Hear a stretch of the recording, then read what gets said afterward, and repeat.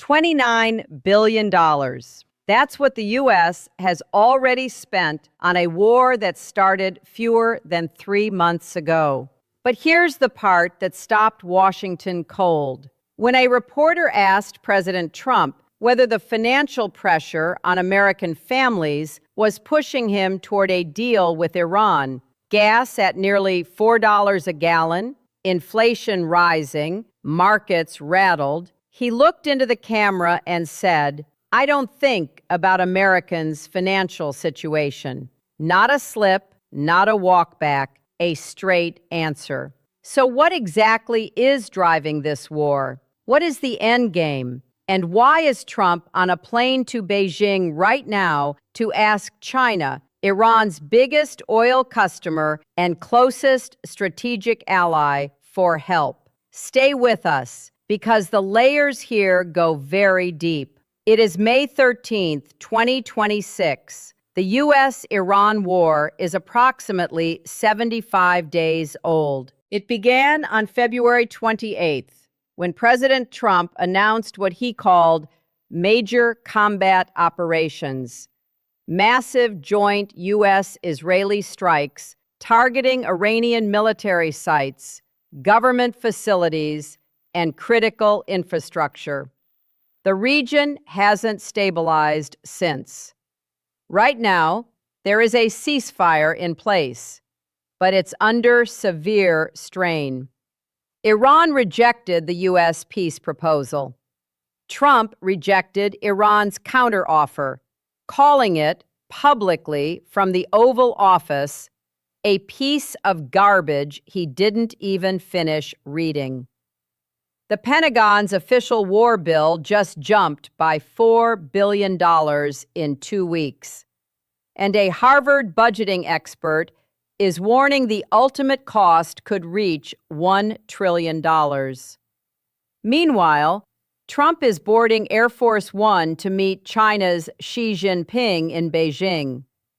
The Strait of Hormuz, one of the most critical oil shipping channels on Earth, has slowed to almost nothing. And gas prices across the U.S. are climbing toward $4 a gallon. This is not a distant conflict with distant consequences. If you want fast, fact-based coverage on a story this complex and this fast-moving, subscribe now, because a situation is developing by the hour. Let's build the timeline. February 28th, 2026. Trump announces the U.S. military, alongside Israeli forces, has launched strikes against Iran.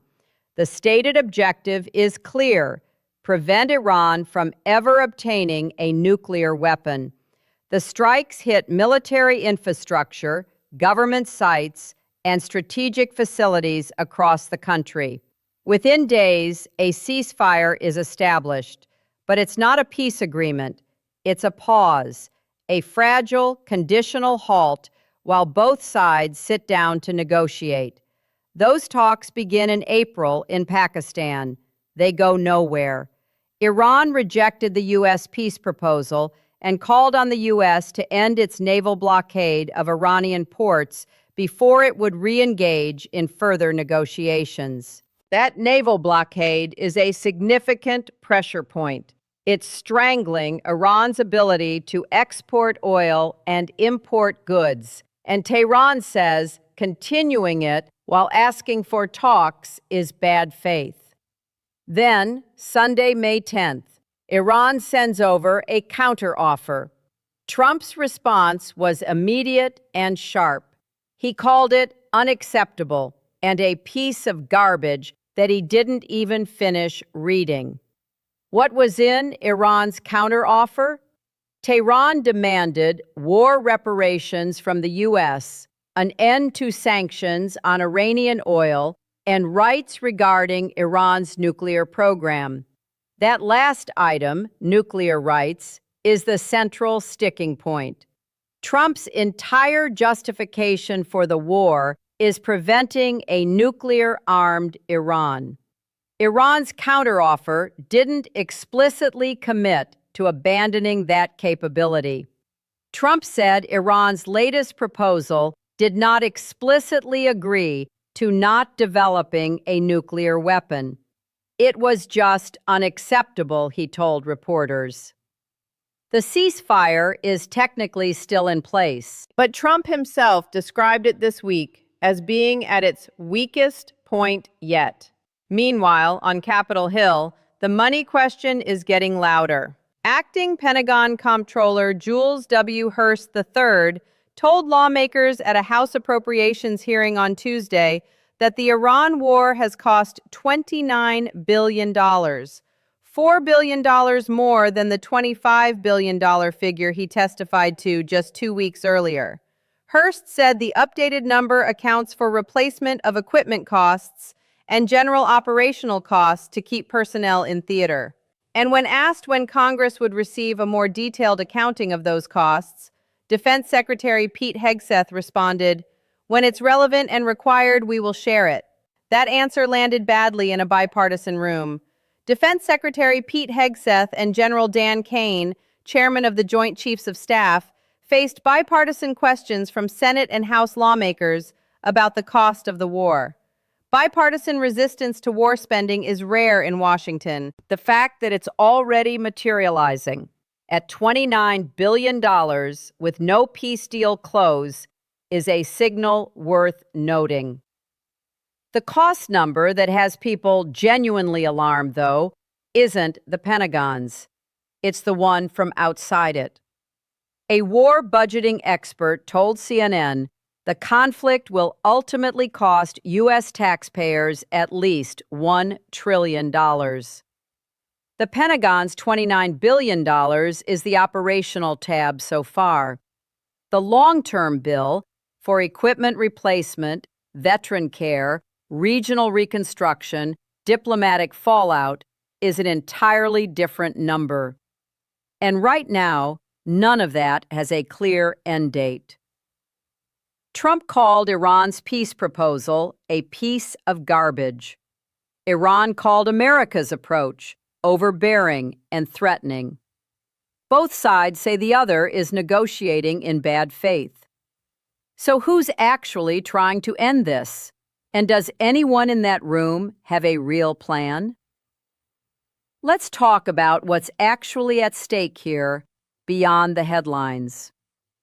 The Strait of Hormuz is roughly 21 miles wide at its narrowest point. Through that narrow passage flows approximately 20% of the world's entire oil supply on any normal day. It connects the Persian Gulf to the open ocean. If you shut it down or even slow it significantly, the entire global energy market feels it. Traffic in the strait has slowed to a trickle since the Iran war began. Ships that attempt the crossing risk being attacked or detained. The U.S. has also imposed a naval blockade against Iran's ports. The consequences are already measurable. U.S. Energy Department officials raised their forecast for gas prices and warned oil futures will likely stay above $100 a barrel in the coming weeks. Retail gas prices are now expected to average $3.88 a gallon this year and $3.62 next year, according to new EIA projections. That's not just a number on a pump. For families already strained by years of inflation, that's a real, recurring cost that hits every time someone fills a tank, every time food gets shipped, every time a package gets delivered.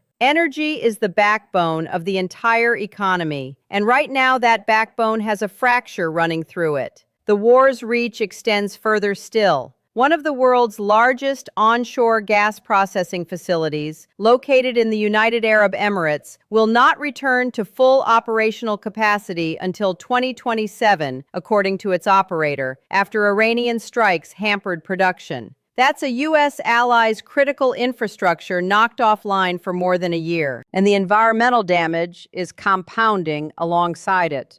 A large oil spill is continuing to swirl in the waters off Iran's Kharg island, with satellite imagery showing the spill flowing southward and fragmenting as it moves. Now, here's where China enters the picture, and this is where the story becomes genuinely complicated. China has long been a close ally of Iran and is the main importer of Iranian oil, relying on a network of shadow fleet vessels to ferry crude between Iranian ports and so-called teapot refineries. These informal, smaller refineries process sanctioned Iranian oil outside the official trading system. It's a lifeline for Tehran's economy, and Beijing has shown little interest in cutting it off. Trump is flying to Beijing right now. He said he'll have a long talk on Iran with Chinese leader Xi Jinping, but downplayed the need for Beijing's help. Think about what that means strategically. The U.S. is asking China, the country most economically invested in Iran's survival, to pressure Tehran into the kind of deal Washington wants. That's not a simple ask. China has its own interests in how this ends, and those interests don't neatly align with Washington's. Do you think Trump can actually get Xi to move the needle on Iran? Or is this meeting more symbolic than strategic? Drop your thoughts below. I want to hear what you think.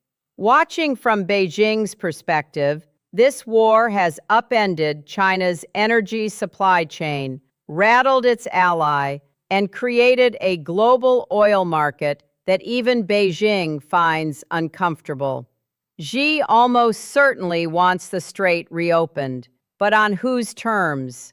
Iran's foreign minister, Abbas Araghchi, claimed that America's lack of goodwill and dishonesty is to blame for the failure of peace talks. He accused the U.S. of demonstrating an, quote, overbearing approach, threatening and provocative rhetoric, and said Iran is consulting on new regulations, quote, related to the Strait of Hormuz in accordance with international law. That last line, read it again. Iran is openly discussing changing the legal rules governing the strait, potentially restricting access for nations it deems hostile. That's not a minor diplomatic footnote. That is a direct threat to global oil flow. Here's a detail buried in the day's reporting that most people will scroll past. Trump told Fox News that Iranian negotiators said Iran does not have the technology to retrieve their nuclear dust, and that the U.S. must go into Iran to obtain it. Read that again. If accurate, that claim raises a question that no one in Washington has fully answered publicly. Does that mean U.S. forces would have to physically enter Iranian territory to secure nuclear material? Because if so, that is not a ceasefire dynamic. That is an occupation question.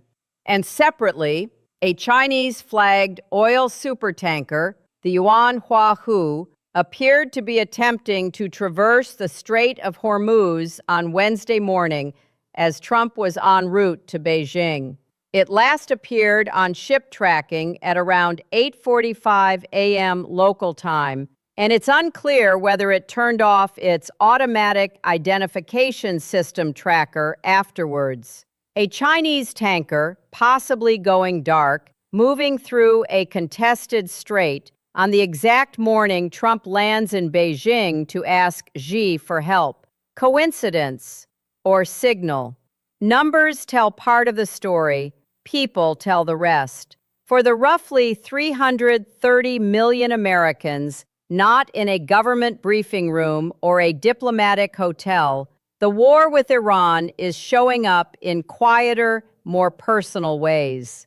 It's at the gas station, nearly $4 a gallon, with official government projections saying that number isn't coming down this year. For a family driving to work, running errands, moving children across a sprawling suburb, that's real money every single week gone. It's in the grocery store, Fuel costs don't stay at the pump. They move through the entire supply chain. Trucks that deliver food, refrigeration that keeps it cold, shipping containers that cross oceans. Every link in that chain runs on energy. When energy stays expensive for months, prices up and down the food chain follow. It's in the uncertainty. The war began on February 28th. It's now mid-May. That's roughly 11 weeks of a conflict with no defined endpoint, no peace agreement, and a ceasefire that the President of the United States himself is publicly calling unbelievably weak. For Americans with family in the military, the uncertainty is not economic, it's existential. U.S. forces are in theater. They are operating in a region where Secretary of State Marco Rubio confirmed that Iranian forces fired on U.S. Navy ships, and the U.S. fired back. The red line is clear.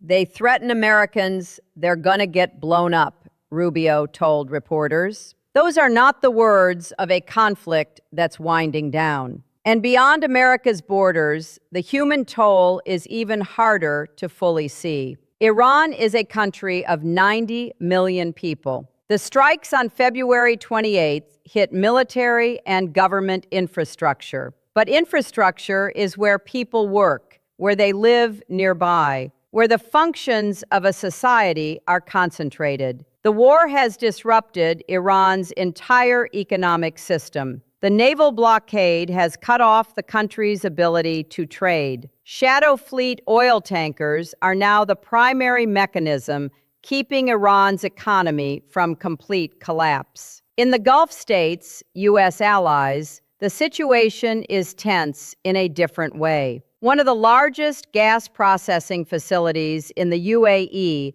will be offline until 2027 due to Iranian strikes. That facility serves a regional economy that was until February humming with growth. Workers, engineers, contractors, service employees, entire economic ecosystems disrupted by a war that isn't theirs.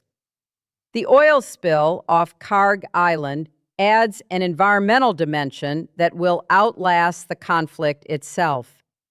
Satellite imagery shows the spill flowing southward and fragmenting, meaning it is spreading, not contained, into one of the most ecologically significant bodies of water in the world. The Persian Gulf is shallow. It doesn't flush like an ocean. Environmental damage there accumulates and persists. And then there's the question of what comes after. Even if a deal is struck tomorrow, even if the ceasefire holds and diplomats reach an agreement, the physical and economic reconstruction of what this war has damaged won't happen fast. The UAE gas facility is down until 2027 at minimum. Oil infrastructure takes years to rebuild. The shadow tanker networks that now constitute Iran's economic lifeline are illegal under international sanctions. Reintegrating Iran into legitimate global trade, if that ever becomes the goal, would be the work of a generation. None of that is visible at the gas pump, but all of it is connected to it. Here's the situation as of today. Trump is in Beijing. The ceasefire is intact, but described by the president as its weakest point ever. Iran's latest proposal was rejected.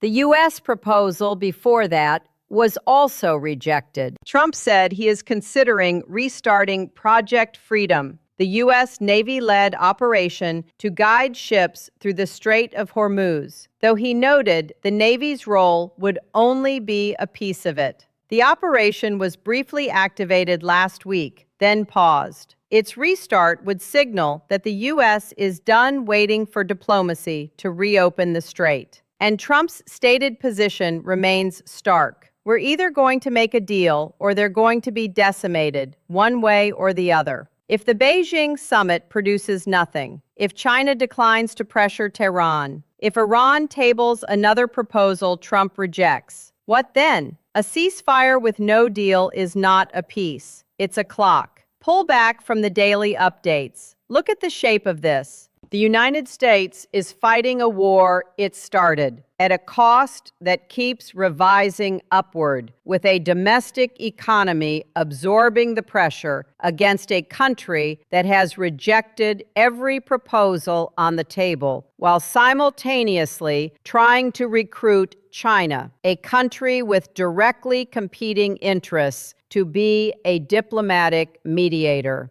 That is an extraordinarily complex strategic position to be in simultaneously. Israel has told CNN it is concerned that Trump may strike an agreement with Iran before addressing some of the key issues that drove the two countries to launch the war in the first place. That's significant. Israel is the U.S.'s closest partner in this conflict. If Jerusalem is worried about being bypassed in a rush to a deal, that's a fracture in the alliance structure that could complicate any agreement Trump brings home. The nuclear question is not resolved. Iran's latest proposal did not explicitly agree to abandoning nuclear weapons development. That was Trump's stated red line, his central, non-negotiable condition.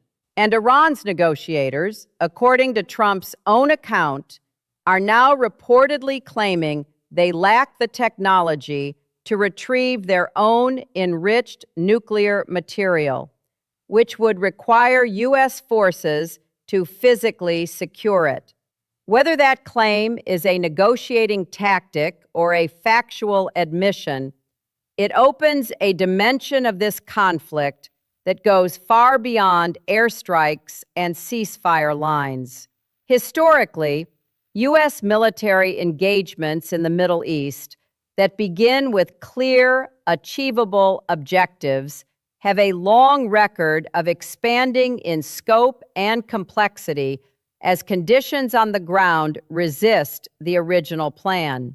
The stated objective here, preventing a nuclear Iran, is strategically clear. The path to achieving it, permanently and verifiably, is anything but. The $29 billion figure that emerged from Congress this week matters because it is, right now, moving in one direction. In 2 weeks, it went from $25 billion to $29 billion. The Harvard experts' estimate of $1 trillion is not science fiction. It accounts for what wars of this type actually cost when you add up the full ledger over years. Meanwhile, oil is holding above $100 a barrel. The Strait of Hormuz is barely functioning. A Chinese supertanker went dark in contested waters this morning, and the next round of U.S.-Iran negotiations has no scheduled date, no confirmed location, and no agreed framework. What to watch from here? Does the Beijing summit produce any movement? Does Iran table a new proposal that addresses the nuclear commitment question directly? Does Trump restart Project Freedom? And if he does, what is Iran's response? Trump said, "I will deal with them until they make a deal." Whether that persistence becomes leverage or stalemate is the question that answers everything else. This story is moving,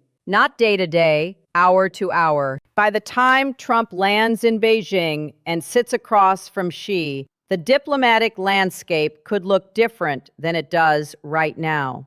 By the time those meetings conclude, we could be looking at a new peace framework or a collapsed ceasefire. The next 48 hours are genuinely consequential.